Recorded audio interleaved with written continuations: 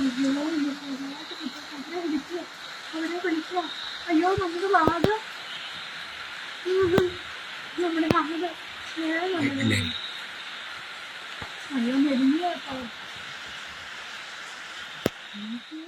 വയനാട് കേണിച്ചിറയിൽ പിടിയിലായ കടുവയ്ക്ക് ആരോഗ്യ പ്രശ്നങ്ങൾ. കടുവയെ കാട്ടിലേക്ക് വിടാൻ കഴിയാത്ത സാഹചര്യമെന്ന വിലയിരുത്തലിലാണ് വനംവകുപ്പ്. കടുവയുടെ 2 പല്ലുകൾ തകർന്നിട്ടുണ്ട്. കടുവ നിലവിൽ ഇരുളം വനം വകുപ്പ് കേന്ദ്രത്തിലാണ്. കടുവയെ മൃഗശാലയിലേക്ക് മാറ്റാനും സാധ്യതയുണ്ട്.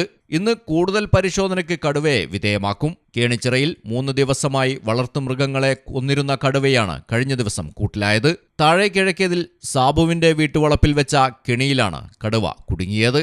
കഴിഞ്ഞ വ്യാഴാഴ്ച മുതൽ ഭീതിയിലായിരുന്നു കേണിച്ചിറ എടക്കാട് നിവാസികൾ. 3 ദിവസത്തിനുള്ളിൽ കടുവ കൊന്നത് 4 പശുക്കളെയാണ്.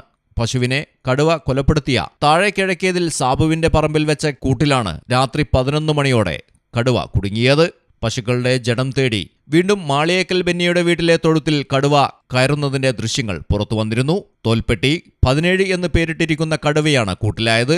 കടുവ കൂട്ടിലായത് നാട്ടുകാർക്ക് ഏറെ ആശ്വാസമായിരിക്കുകയാണ്. കടുവയ്ക്ക് ആരോഗ്യ പ്രശ്നങ്ങൾ ഉള്ളതിനാൽ കടുവയെ എന്തു ചെയ്യണമെന്ന കാര്യത്തിൽ ഇന്ന് വനം വകുപ്പ് തീരുമാനമെടുക്കും. മലയാളം ടെലിവിഷൻ ന്യൂസിനു വേണ്ടി റിപ്പോർട്ടർ ജസീം പനമരം.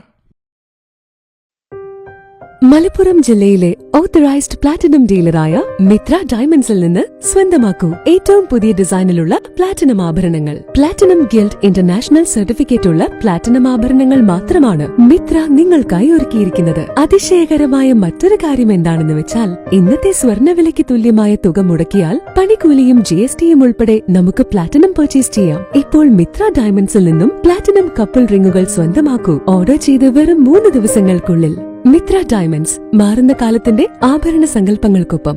മിത്ര ഡയമണ്ട്സ്, താഴെപ്പാലം, തിരൂർ.